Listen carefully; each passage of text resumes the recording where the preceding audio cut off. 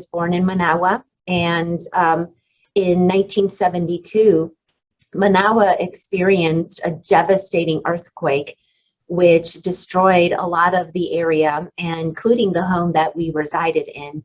That was the night of a big family wedding. My mom decided to take my older sister and I home early from the wedding. My dad stayed behind, and it was while we were home alone that the earthquake hit, and my mom had to throw my sister and I, make the decision to save our lives, and threw us out of the second-story window, begging people to catch us outside, who were all fleeing and trying to save their loved ones as well. So it was something that set the direction for just the foundation of who I would be as a woman, as a professional. Before you knew it, one thing led to another, and I became a director of security. And I worked in locations like Northwestern Memorial Hospital, which is a huge hospital network in Chicago, downtown Chicago.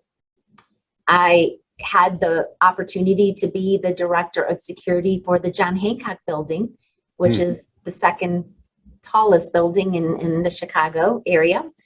And I came to the John Hancock building after 9/11 and was there to help implement a lot of the post 9/11 security procedures. And I sat on the anti-terrorist task force, only female on the task force. I remember a leader telling me a story once about, it was a big day at NASA and they were about to launch the spaceship. There was a worker who was a maintenance employee, and their job was to clean the floors, mop, and take out trash. And they had been out sick for, about a week.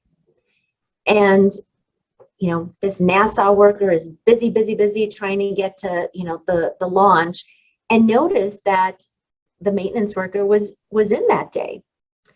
And he stopped and said, "Oh, I thought you were sick. You've been out, a few days." And he said, "Well, I'm not necessarily feeling my best, but I'm here because I need to launch a spaceship. But what I do every day is to help launch a spaceship."